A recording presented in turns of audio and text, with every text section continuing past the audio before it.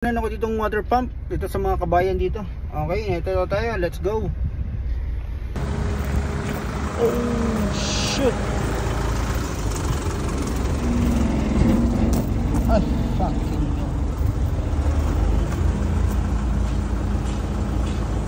okay, yung bearing natanggal. Oo. Paano nakasira pa? Ha? Ay, wala stick.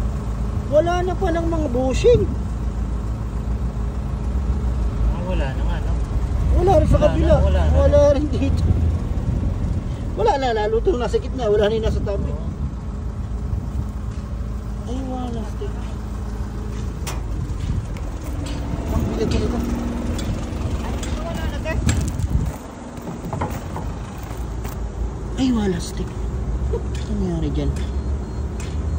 Ito, meron pa. Ubus na yun. Ba't hindi mo na na-check ito? Kasi sa kayong galing itong branch? Hindi mo nagagamit na. Dito lang pinandidilig ba? Kaya nga. Naku, parang hindi kakayanin ng ano to.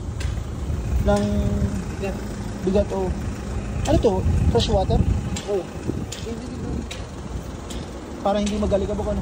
Hindi, para magpantay yung pakpak. Para magpantay. Yun ang problema.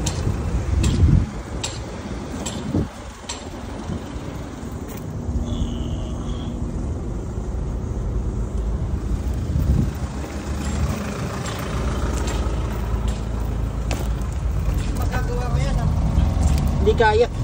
Hindi kaya. Malaki ang problema.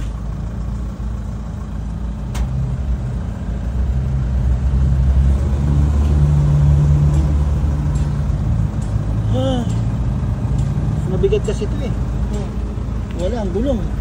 Gabado ng gulong eh. Bumigay na rin yung... Bumigay na ang gulong. Buti na lang.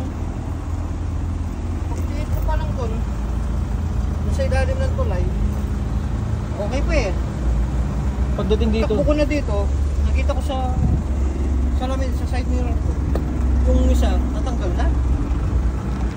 Kaya kung dumaretso pa ako pala ng ano, o kaya sa labas ng daan natanggal. sa labas ka madadali. Okay lang kabayan, may video ko. Oh, Na may vlog kasi ako eh. oo. May vlog ka? Oo. Oh, wala. Tanggal. Naiiwan eh. Naiiwan yung ano, yung hub oh. Tanginik yan. Ibig sabihin, natanggal yung pinakang nut niya sa gitna. Oo. Tingnan natin kung nandito pa yung nut. May nut niya sa gitna para madala niya yun eh. Parang wala ako ng anong martilyo. Dito kabayan? Saka dito? Sa ano eh? Henderson. Henderson? Oh, layo mo pa pala no? Kagibahan natin naman.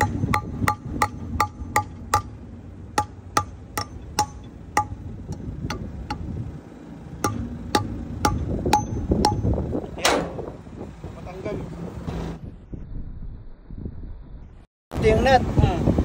Yung nut na yan, naka-tornilyo dun sa dito. Tapos meron yan lock sa gitna. Para hindi, ayun no? Yung may thread na yan. Ayun yung lock ko. Yung lock, wala na rin, natanggal. Siguro, maluwag na yung ano, yung ano, yung tornilyo, na ikot na, tapos yung bigat pa, lumabas. Wala, illustrate na rin itong hub na ito, kailangan palitan buo. Buti hindi sa preno kasi mas mahal itong preno eh. Ito preno, ito likod lang. Diba? Buti na lang hindi nangyari sa labas. Kasi kung sa labas mas lalong malaking abala. Malalong malaki dito. Natanggal niya, hugot eh. Nahugot yung kanyang mismong hub. Tama yung mga bushing wala na. Yun no, wala na rin eh. Tsaka buti na lang na pansin ko agad sa side mirror ko. Yun na maganda. Ito lang yung marks, oh. Oo nga eh. Ito lang. Ito pa rin yung hub mo. Kaya naman yung kuhain ng truck. Yung truck dyan pupunta tapos hihilahin lang. Dalhin sa branch ko saan pwedeng dalhin branch na katigod. Hindi ko magagawa ito kasi sa ano yan, sa mano ko na yung gagawin. Kasi Kaya kong gawin yan, kasi ang problema, walang pyesa. Doon may pyesa, mabilis gawin yan. Wala na mga bushing.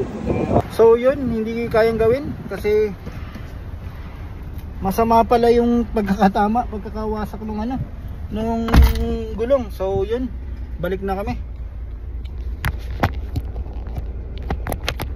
Balik na sa pag-drive.